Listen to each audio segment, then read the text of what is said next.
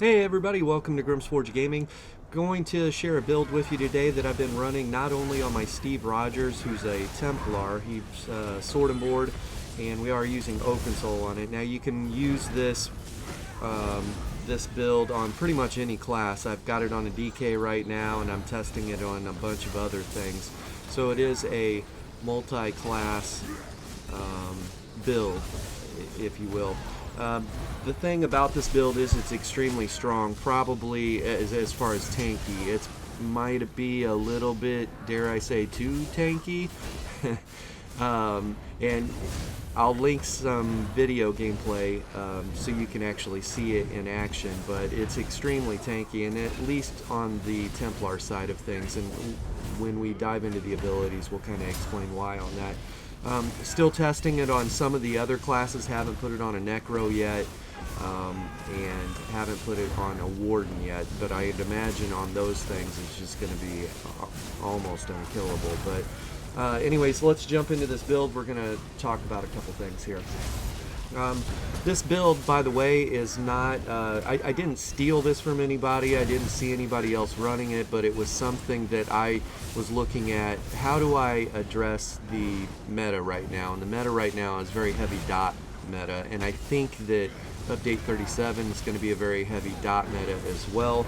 And once I share all the abilities and the build with you, we're going to talk about how this build stacks up against some of the most dangerous sets coming out in Update 37, and I was pleasantly surprised with that. So, jumping right in, first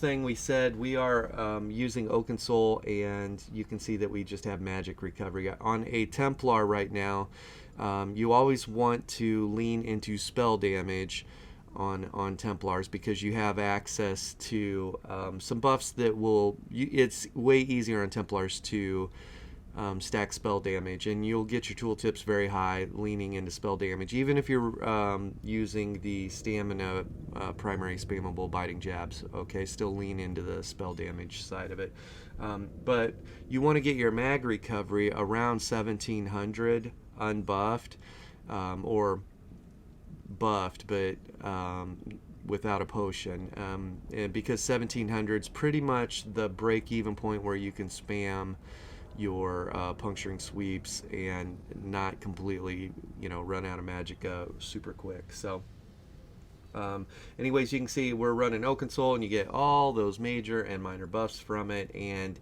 you also get the minor heroism and major resolve, and major sorcery, major brutality at all times. So my buff maintenance on this is very easy to deal with.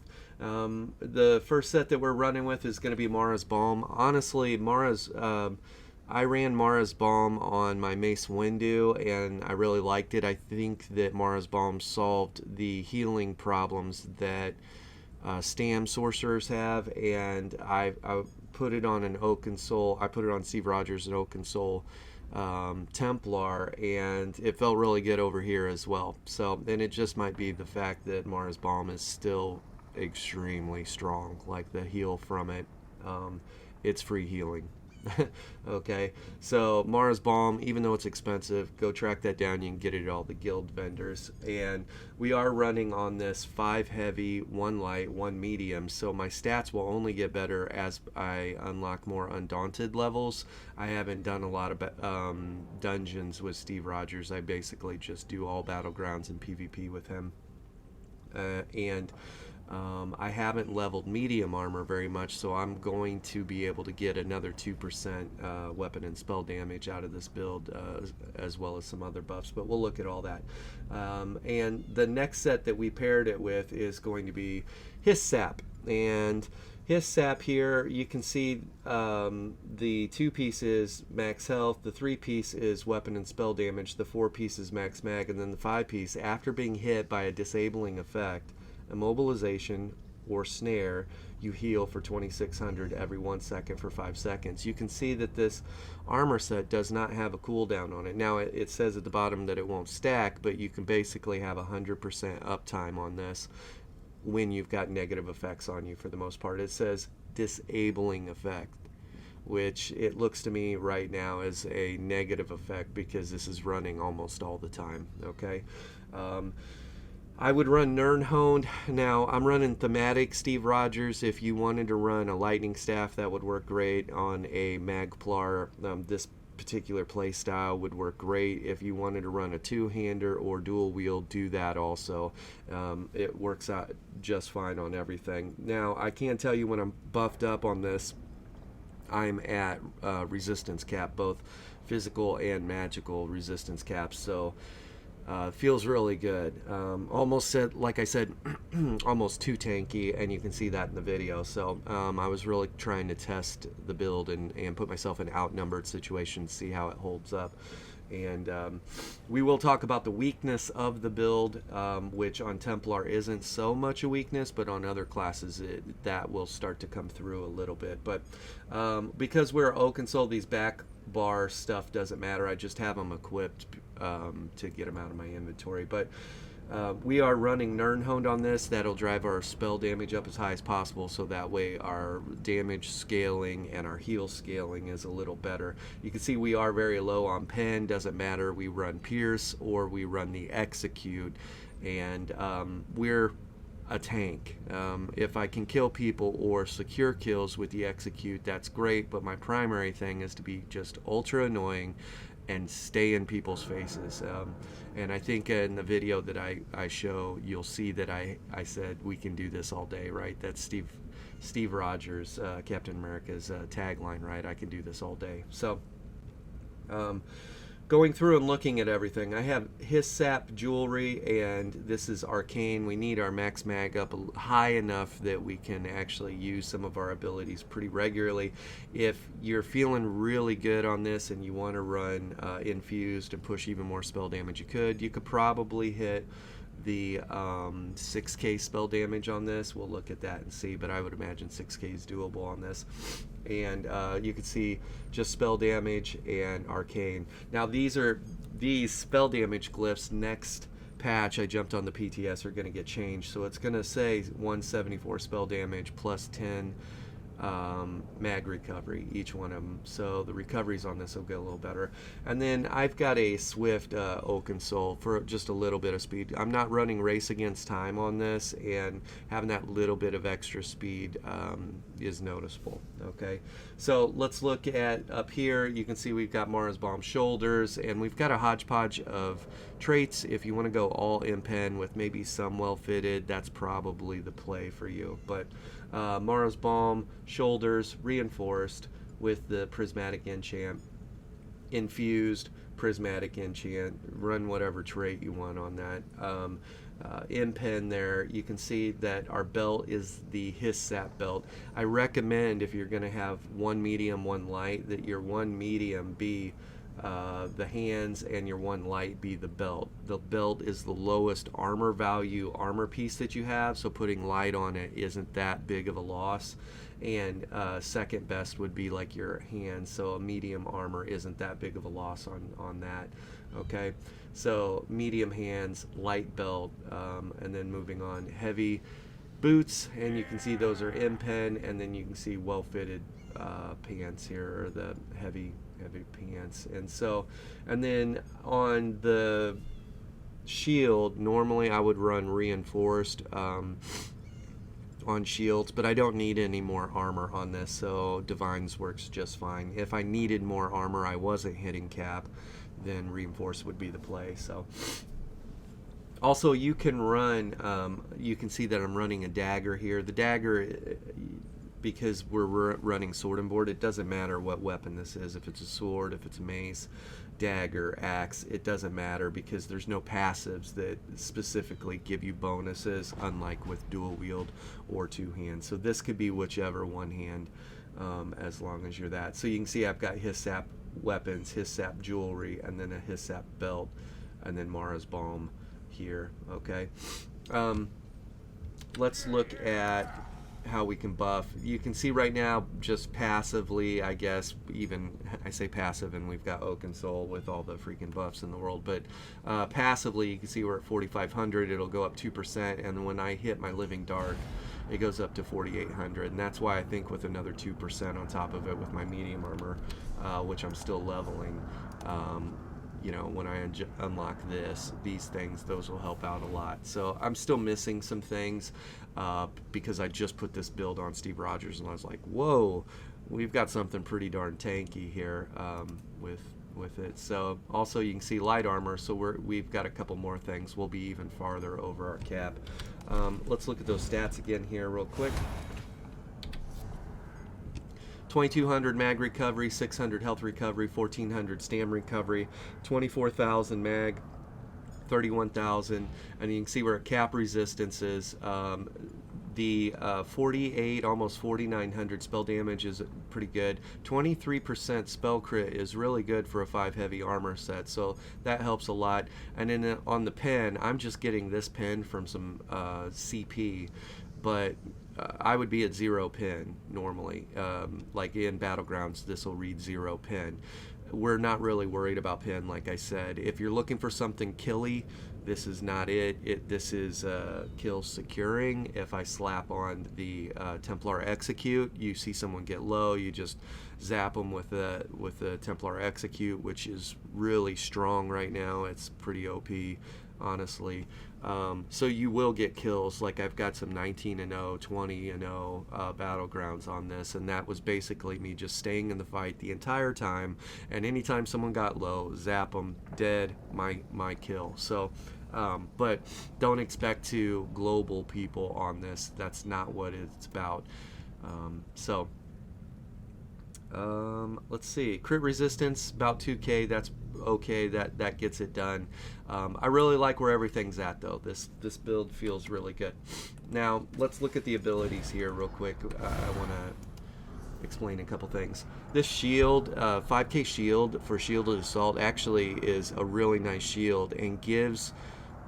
When you gap close to someone, that 5k shield covers your health, and then all the healing that you have coming in from Mara's Balm and his sap ends up filling you up. And so in those moments where you feel like you're taking pressure, just stun the target with your shielded assault and watch your health fill up, right? And that's before you even keep your resolving vigor going, which you should have running 100% uptime to make sure you have minor resolve going and a hot coming in. So this is 100% uptime.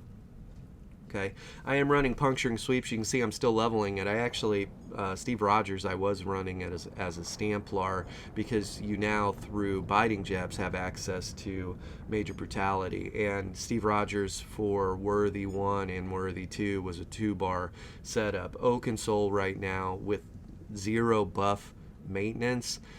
And on this build, I'm not hurting for trying to find damage, because I'm not worried about damage on this. I'm just worried about being tanky and staying in the fight. So Oak and Soul made a lot of sense, right? I can run a 1-bar setup, have 0 buff maintenance, 100% uptime.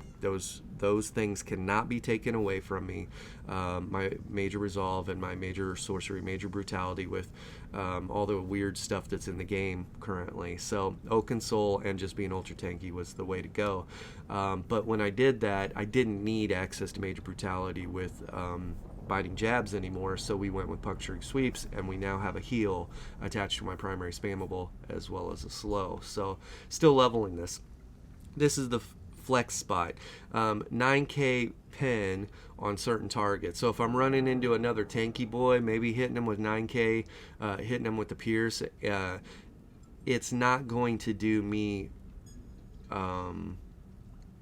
pay dividends for me to hit them with that. It's going to pay dividends to someone else that's built more damage centric, right? So I frontline, I go in, I hit tanky boys that are frontlining on the enemy teams with Pierce armor, and then my glass cannons and damage killy people now are able to put more damage into the tanky boys. So this is not really for me. It's more so for securing kills with the rest of the team.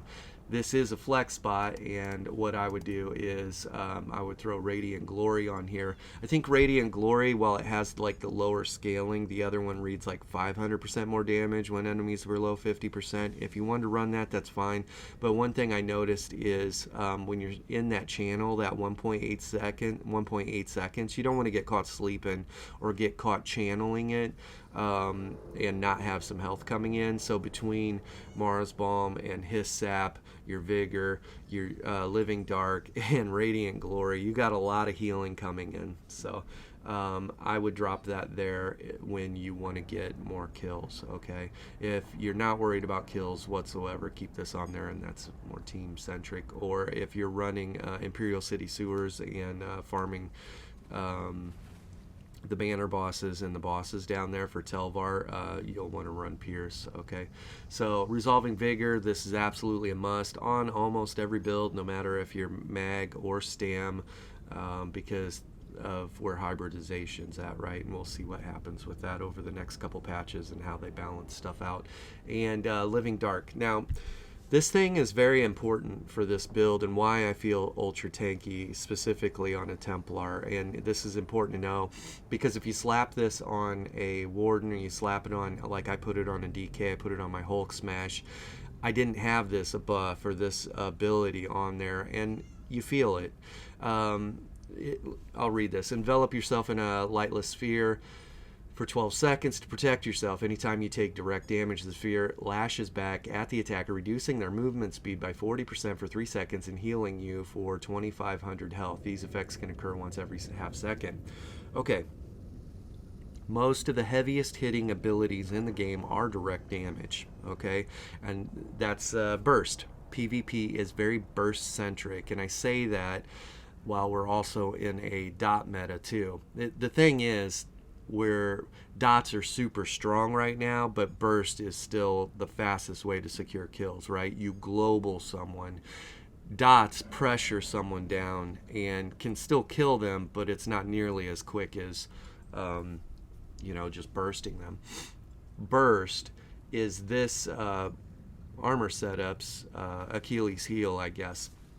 And the reason being is we just have a handful of small heals coming in. Well, I don't want to say super small. 2K heals coming in is more than if you had a resto staff, right? The 2K heals is, you might get 1K coming in from resto hot. You got 2K coming in from Mara's bomb. What the heck, right? Strong. This thing's strong. Look at this, 2600 heals. Strong, really strong. Twice as strong as a resto hot, okay? But at the end of the day, these are still hots for the most part. They're not burst heals, okay? So when you get burst, these things can start losing ground. The difference maker on a Templar is the fact that when this takes direct damage, so if somebody hits me with a 5k D-swing, half of that 5k is gone, and now I'm only feeling a 2500 D-swing. Well, the 2500 D-swing gets negated by the first tick of this because I've got a dot on me and some type of negative effect. This armor set right here paired with Living Dark basically offsets direct damage coming in, making me feel very, very tanky. It'll take a couple really heavy hitters to start to work through this stuff, and then at the end of the day you can always just hold block and mitigate 70% damage. Another thing too is right now I've got Dawnbreaker on here if you want to be really tanky, and I think in the gameplay footage you might see that I'm running the Sword and Board ult and running Spell Wall. Now, thing about Spell Wall is when you're gap closing two people and hitting your puncturing sweeps and putting damage into them and you're up in their face, they usually miss the fact that you have Spell Wall running. Okay, so if they're a mag sork or some type of ranged or a bowman, I've reflected a lot of Nightblade spec bows right back onto them. I've reflected the bow ult from any class that's running a bow setup, and they just miss the fact that this is going, it blocks for free and also reflects ranged attacks. So while when you read it you're like, this is a defensive ultimate, right? I'm not going to be able to kill people with it. You're right, you're not going to kill people with it, they're going to kill themselves with it. So that's a funny saying, they're not going to kill themselves, so we better go kill them. But when you use this, they do actually kill themselves, so it's funny. But Dawnbreaker is smiting if you want to be extra killy, and so what I would do is run Dawnbreaker smiting, and then I would run the execute, and between both of those you're gonna lean a little bit more into the killy, a little bit less into the tanky. Okay, as a side note, I did run Deadlands Demolisher and I switched Steve Rogers over to a bash build. Felt okay. Like the burst was there. It was just a weird play style, and I really missed the this type of rotation, get up on people, stun them, and then put jabs or puncturing sweeps into them and apply pressure through those means. Like, I like this play style a lot better than the bash builds on Steve Rogers. Now, if they ever add a shield throw, I might revisit that. Okay, so but I did try power bash and some of those, and ultimately I like this build better. Okay, go ahead and get all your class passives here on all of them.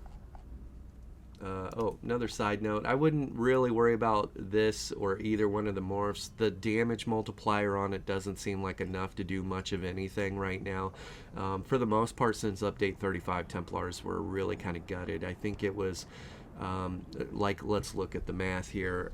Initially they used to have 4 sweeps or 4 jabs, right, from their primary spammable, and anyways now they only have 3. So that's basically a 25% nerf right there, right? Because I don't think they even said, they didn't increase the damage of the 3. They literally just dropped a fourth attack, right? Because it was a timing thing. And they said, well, now you can spam it more and you're going to have more damage. And then what came out of update 35 was, it was just a nerf, okay? And so we do have some changes in light attack damage coming up in 37, but I still think Templars, unless they make some changes, are going to be right where they're at with their primary spammables. But it was a 25% nerf on sweeps, whether it be biting jabs or puncturing sweeps. It was 25% nerf. And then Power of the Light, or Burning Light, sorry. Burning Light, this, I used to have like a 30 or 6,300 tooltip on it, maybe 6,500 tooltip on it, and now you can see that was basically cut in half. I think the math of it, they said it was a 40% nerf on Burning Light, but now Burning Light can proc off of all outgoing damage. Woohoo. Still a nerf. Okay, because we were getting that proc whenever it was on cooldown anyways, so it just ultimately was a nerf. So we took a 25% nerf on our primary spammable and a 40% nerf on Burning Light, which basically just makes the class kind of feel like doo-doo. Hot doo-doo water is what some people will say, okay? But doesn't feel as strong as it did for sure pre-35. 100%, I can tell you that for a fact. I've been playing a lot on it. So that's why I went from trying to be killy and went into being, let's just be more tanky and more durable and sustain, okay? But class passives, get all those, and then sword and board, make sure you get all those passives right there. I'm still working on light armor. This build will get better statistically once I pick these up and once I get these, and I do have all the heavy armor passives. We are a Nord. I do like Nord on Steve Rogers. I like Nord on a lot of classes, especially the ones where you're either trying to generate ult fast or you're trying to just be tanky. So because you got an extra 2,600 resistances right here, and then Stalwart has built-in ult gen. When you take damage, you gain 5 ultimate. And the way I play Steve Rogers, he is up in there. So works out really well. So, okay. That's our abilities. This is the flex spot. This is a flex spot. You can either run the sword and board ult or run Dawnbreaker. You do you. Let's jump into CP. Champion points right here. Steed's Blessing for an extra 20% movement speed. Rationer for 30 more minutes on our food. This is very important if you're using the expensive food. Pick this up. It will save you money.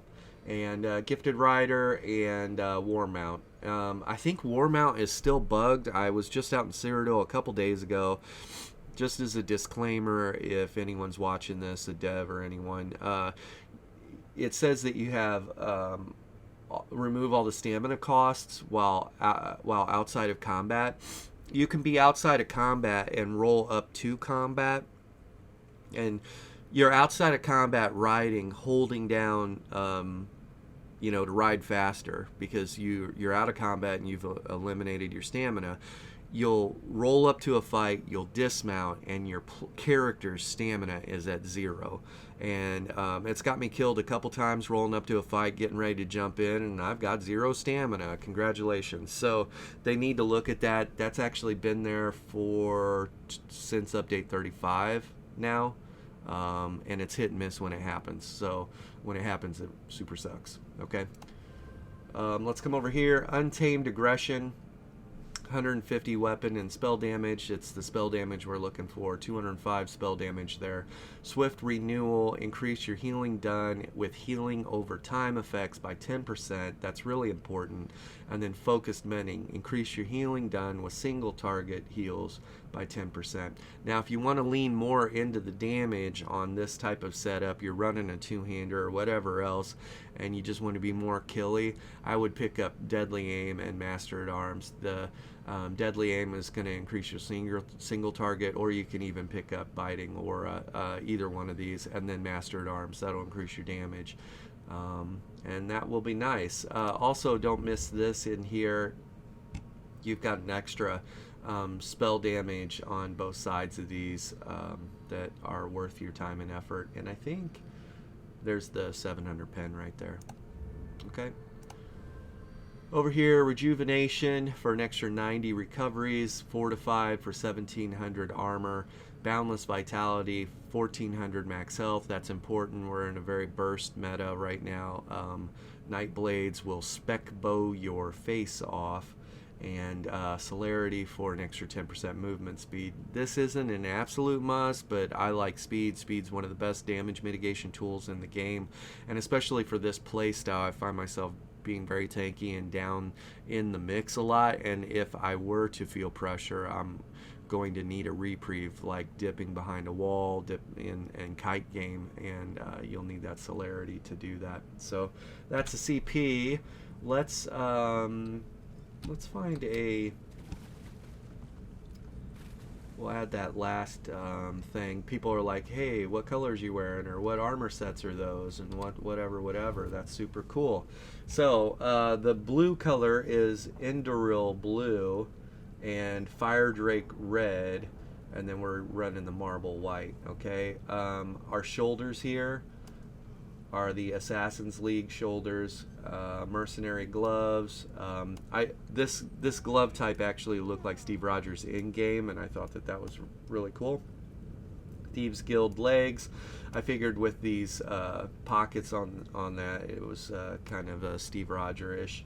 And then the Outlaw's Jack. I like this a lot. I was looking for an outfit that had like some type of emblem in the middle of the chest and had some different straps on it, and ultimately I ended up resting on this, which if you know, using different armor sets, colors look differently on them. You know, like I could use these exact same colors on a different armor set and it just look a little different, the hue not come in right, and so I lucked out with the Outlaw set. The Assassins and the Outlaw look very similar in color, hue. And Legion Zero, kind of like an Avengers belt buckle, and then Trinamax shoes. It looks very Steve Roger-ish. And then we are using Mjolnir, the clip right at the beginning of my Worthy. I think it was Worthy 1.0 or 2.0, where it was the live crowd reaction when Steve Roger picked up Mjolnir.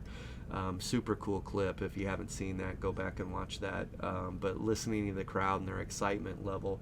So he's using Mjolnir, and then he's got his shield, which is Vibranium, the name of the build. How about that? Okay, so yeah, I think this hairstyle too, if we jumped in and looked at that, no helm obviously, and then the hairstyle I believe is called the Standing Wave. Yep, Standing Wave. And I think Steve Rogers in game actually had like a light beard going, so maybe I add that on at some point. Don't know. And then personality is going to be heroic for Steve Rogers. So, all right. So that's everything. Mars Bomb, Hiss Sap, and you can have whatever weapon here. Just make sure it's Nern honed. And this is a very tanky setup. It's less killy, but if you want to stay alive and be a real pain in the butt, this is really juicy on a Templar because of Living Dark. If they're going to try and direct damage burst you down, they're going to have a hard time because of this. On other classes, make sure you have Resolving Vigor, but you'll end up putting some type of hot or some type of burst heal here, and you feel it. It just functions different than Living Dark. If you keep these going 100% of the time, these paired with these armor set, oof, that's hard to kill. So, and you can see the footage that so let's talk about that. Update 37 is coming out. We have Snake Under the Star, I think it is, armor set, and a lot of people are worried about how that armor set is going to be affected by healing. And so I have footage here. I jumped on the PTS, and my buddy Captain Crunch was actually, I lucked out. He was getting ready to test Snake Under the Stars, and he had the build ready to go on a DK. And so I was like, hey, do you have that set up together? And he said yes. And I said, can you just test that on me? And so you can see what he ended up saying. WTF, what are you wearing? I can't do nothing to you. And so Snake Under the Stars is basically this build is a counter to that healing counter. It's just ineffective against this, okay, this armor set. So if you're kind of worried about investing or putting money into putting this together, as of right now, week 1 PTS Snakes Under the Stars is ineffective against this build. So if as long as that doesn't change, this thing's going to be super strong in 37. So go out there and be as tanky as you want to be. So everybody be safe out there, and if you have any questions, let me know in the descriptions or in the comments. And then if you're looking for a PvP guild in PCNA, we got a really cool bunch of people. We have a great community there, and we help new PvPers up to advanced PvPers, and we run group battlegrounds, and we do war games, and we teach other guilds how to fight 1v1 or a small group or even large group, and how to fight outnumbered. So hit us up, Forged for War. All right, be safe. Bye.